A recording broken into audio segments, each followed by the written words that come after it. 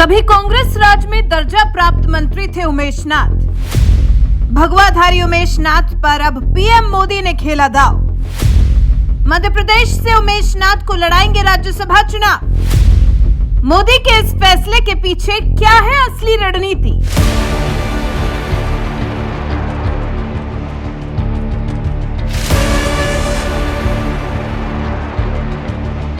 देश के साधु संतों को सम्मान देने में बीजेपी कभी पीछे नहीं रही।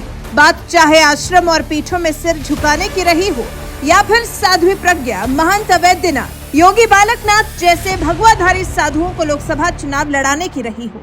इतना ही नहीं, योगी आदित्यनाथ जैसे भगवाधारी को तो बीजेपी ने यूपी जैसे बड़े राज्य का मुख्यमंत्री भी बना दिया।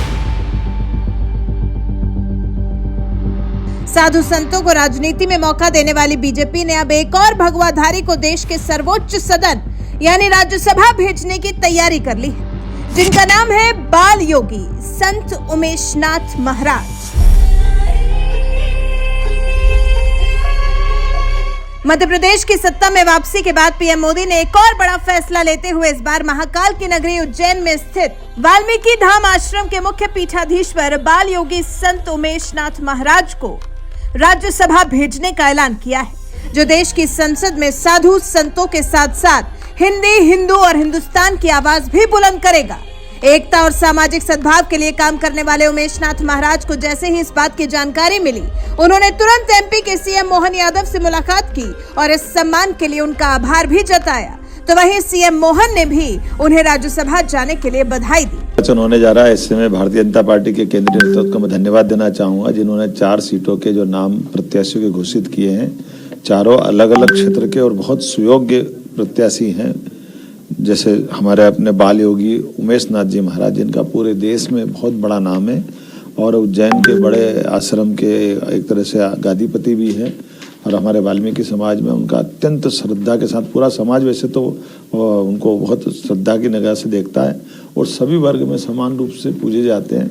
ऐसे उमेश नाथ जी महाराज साहब को मैं बधाई देना चाहूँगा, जिनका सामाजिक योगदान भी बहुत अच्छा है, खास करके कुरीतियों में, छुआछूत में, ऐसे बड़े सेक्टर में उन्होंने अपने श्रद्धा भक्ति से एक विशेष जगह बनाई है। मेरी अपनी ओर से भाजपा के चारों प्रत्याशी जो कल नामांकन भरने वाले हैं, मैं शुभकामना देता हूँ और उम्मीद करता हूँ कि इनके निर्वाचन से मध्य प्रदेश को दिल्ली में भी राज्यसभा में आवाज उठाने की ताकत और मिलेगी। और इन सभी के प्रति मैं अपने परमात्मा से कामना करता हूँ कि ये अपने नए, एक तरह से नया राजनीतिक जीवन प्रारंभ हो रहा है राज्यसभा का, उसमें वो सफलता के साथ अपना कार्यकाल पूरा करें। मेरी अपनी ओर से शुभकामनाएं। जिस नाथ संप्रदाय से यूपी के सीएम योगी आदित्यनाथ आते हैं, उसी नाथ संप्रदाय से बाल योगी उमेश नाथ महाराज का भी गहरा नाता है। वो साल 1964 से ही सन्यासी जीवन जी रहे हैं। उमेश नाथ महाराज के बारे में कहा जाता है कि जन्म लेते ही उनके माता पिता ने उन्हें महायोगी गोरक्षनाथ को अर्पित कर दिया था। तभी से वो साधु सन्यासियों का जीवन जी रहे हैं। मानव समाज में अध्यात्म, संस्कृति, मर्यादा और सभ्यता अपने उच्चतम रूप में बनी रहे, इसी को मुख्य उद्देश्य मानकर लगातार काम कर रहे हैं। अवंतिकापुरी उज्जैन में उमेश नाथ महाराज ने वाल्मीकि समाज के धार्मिक गुरु श्री विभूषित स्वामी सोहन दास महाराज की समाधि स्थल पर ही श्री क्षेत्र वाल्मीकि धाम का निर्माण कराया है। ये स्थान पूरे भारत में वाल्मीकि धर्म के अनुयायियों की हृदय स्थली और पवित्र तीर्थ स्थल के रूप में मशहूर है। कहते हैं इसी स्थान पर महाराज के आगमन के 41 दिन बाद भूमि से शिवलिंग प्रकट हुआ था। इसके बाद इसका नाम कमलेश्वर वाल्मीकेश्वर महादेव रखा गया। इस धाम के मुख्य पीठाधीश्वर उमेश नाथ के सियासी रिश्ते बीजेपी नहीं, कांग्रेस से भी अच्छे रहे हैं। मध्य प्रदेश में जब कांग्रेस सरकार थी तो उन्हें दर्जा प्राप्त मंत्री बनाया गया था, तो वहीं अब बीजेपी सरकार ने उन्हें राज्यसभा भेजा है। भगवान महाकाल की कृपा है और अवंतिका के प्रत्येक नागरिक जो यहाँ निवास करते हैं, उन सबका ये सौभाग्य है कि अवंतिका से मैं समझता हूँ कि अवंतिका के इतिहास में शायद पहली बार किसी संत को वहाँ पर पहुँचाया गया है। तो अवंतिका का सौभाग्य भी है और संत समाज का आशीर्वाद भी है। मैं समस्त संत महात्माओं की ओर से माननीय मोदी जी को आशीर्वाद देता हूं और उनका जो सोच है, तो वो ऊंची सोच और ऊंचा विचार, इन समस्त भावनाओं को मैं आदरपूर्ण रूप से मैं समझता हूं और मैं अपने जीवन में स्वयं भी उसको साथ लेके चलता हूं। ये जो निर्णय लिया गया है ये बहुत व्यवस्थित है, सटीक है और इसको पूर्ण रूप से समझने के साथ मन वचन कर्म से इस काम को करने का पूरा प्रयास करेंगे। आप सब लोगों को आशीर्वाद है, सब लोग प्रसन्न रहो। इतना ही नहीं, समाज में एक बड़ी पहचान रखने वाले उमेशनाथ महाराज को कई और सम्मान से भी नवाजा जा चुका है। योगी उमेशनाथ 1992 में 8 प्रांतों के राजकीय अतिथि रह चुके हैं। एमपी राजस्थान में सबसे पहले राजकीय अतिथि का दर्जा मिला। गौरव इंडिया अवार्ड से भी सम्मानित हो चुके हैं Umeshnath Maharaj. Karmveer award, Haryana award, Chhattisgarh award भी मिल चुका है। उमेशनाथ को समाज गौरव अवार्ड, राजस्थान अवार्ड भी मिल चुका है। अवध यूनिवर्सिटी समरसता अवार्ड से भी उमेशनाथ को नवाजा जा चुका है। वाल्मीकि समाज का प्रतिनिधित्व करने वाले उमेशनाथ महाराज का देश की राजनीति में भी बड़ा सम्मान है। संघ प्रमुख मोहन भागवत खुद उनके दरबार में हाजिरी लगा चुके हैं। तो वहीं साल 2016 में जब अमित शाह बीजेपी अध्यक्ष थे तो उस दौरान उन्होंने खुद वाल्मीकि धाम में हाजिरी लगाई थी और सिंहस्थ कुंभ के दौरान उमेशनाथ महाराज के साथ समरसता स्नान भी किया था। इतना ही नहीं, इस आश्रम पर करीब 5 अखंड ज्योति जलती रहती है और अखंड धूनी, अखंड भंडारा, अखंड साधु संतों की सेवा भी चलती रहती है। इसी के साथ इस वाल्मीकि धाम पर देश के उच्च कोटि के संत, शिरोमणि समाज सेवक, बड़े राजनेता, प्रशासनिक अधिकारी सभी अपने स्तर पर पूज्य संत बालयोगी उमेशनाथ जी से आशीर्वाद प्राप्त करने और मार्गदर्शन लेने के लिए आते रहते हैं। दलगत राजनीति से ऊपर उठकर सभी नेता इस धाम का सम्मान करते हैं। यही वजह है कि कांग्रेस राज में जहां उन्हें दर्जा प्राप्त मंत्री का सम्मान दिया गया था, तो वहीं दूसरी तरफ मोदी सरकार ने उन्हें राज्यसभा भेजा है। उनके इस कदम को दलित राजनीति से भी जोड़कर देखा जा रहा है, क्योंकि मध्य प्रदेश में वाल्मीकि समाज का अच्छा खासा वोट बैंक है।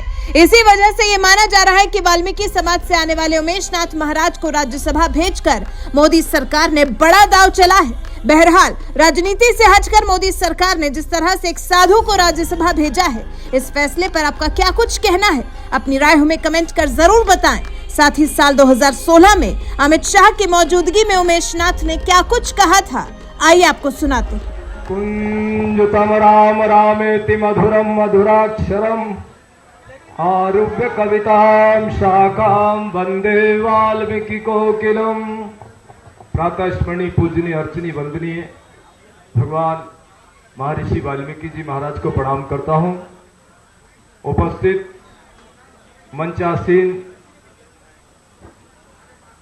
संत चरण और पांडाल में उपस्थित संत समाज, मातृशक्ति और दूर दराज से आए समस्त अतिथिगण, आज ऐसा लगता है मर्यादा पुरुषोत्तम भगवान जब राम वनवास गए थे, उस समय राम जी ने भगवान महर्षि वाल्मीकि द्वारा कृत रामायण के अंतर्गत सर्वे भवन्तु सुखिना, सबका आदर हो, सबको सम्मान हो, सबको प्रेम हो, उस भावना को लेकर के भगवान महर्षि वाल्मीकि जी के कृत का, उस कृति का उन्होंने सम्मान किया और भगवान महर्षि वाल्मीकि जी के आदर के साथ राम जी ने केवट को गले लगाया, निषाद राज को गले लगाया, सबरी का झूठा बेर खाया और यहां तक कि वानर राज को भी उन्होंने गले लगाया। ऐसा लगता था कि मर्यादा पुरुषोत्तम राम जी ने सही रूप से त्रेता और द्वापर में समरसता का भाव प्रकट किया था। इस बात को आप ध्यान दे लेना। लेकिन परंतु उसके बाद मैं अमित जी शाह से अनुरोध करता हूं कि इस बात पर ध्यान दें और माननीय मुख्यमंत्री जी से कि उसके बाद, और संत समाज से भी यही करना चाहता हूं, उसके बाद हमको निरंतर देश में यह आवश्यकता पड़ रही है कि इस देश में से जाति पंथ संप्रदाय तोड़ा जाए और राष्ट्र को जोड़ा जाए। सामाजिक समरसता होनी चाहिए और इस देश में समरसता का भाव प्रकट होना चाहिए। मैं इस बात को इसलिए कहना चाहता हूं कि आज यहां संपूर्ण राष्ट्र का संत समाज भी उपस्थित है और भक्त भी उपस्थित हैं। अमित शाह जी ने हिम्मत जुटाई कि दिल्ली से आकर के उज्जैन अवंतिकापुरी भगवान महाकाल की नगरी को चुना और चुन करके इस कुंभ नगरी, जिस कुंभ में पूरे विश्व के संत महात्मा भगत और जगत और दृश्य और अदृश्य रूप में महापुरुष विराजमान है, ऐसी भूमि को चुन करके उन्होंने समरसता की बात को ध्यान लाया। लेकिन समरसता तभी प्रकट हो पाएगी जहां मन, वचन और कर्म से हम उस काम में लगेंगे। जहां संत समाज बैठा है, जहां, एक मिनट शांति बनाए भक्तों, जहां द्वैत भाव प्रकट होता है वहां एकात्मता नहीं होती है। एको ब्रह्म द्वितीय नास्ति, इस राष्ट्र में महापुरुषों ने बताया, अद्वैतवाद बताया है। तो जहां अद्वैतवाद की स्थिति बनती है वहां कभी भी किसी प्रकार का अलगाव नहीं होता है। और अमित जी ने, माननीय मुख्यमंत्री जी ने इस साहस को जुटाया है। तो मैं श्री क्षेत्र वाल्मीकि धाम की ओर से देश के तमाम वाल्मीकि समाज, रेदासी समाज, धानक समाज, रेगर समाज, बलई समाज और विभिन्न जातियों में, सबरी के घर भी तो परिवार था, उनने भी तो किसी संत को जन्म दिया होगा। वाल्मीकि परिवार में जो प्रकट हुए वो वाल्मीकि कहलाए, रेदासी समाज में जो संत प्रकट हुआ वो रेदासी कहलाए। तो संत सभी जातियों में प्रकट होते हैं, लेकिन संत किसी जात का नहीं होता। संत तो सर्वे भवन्तु सुखिनः का काम करता है।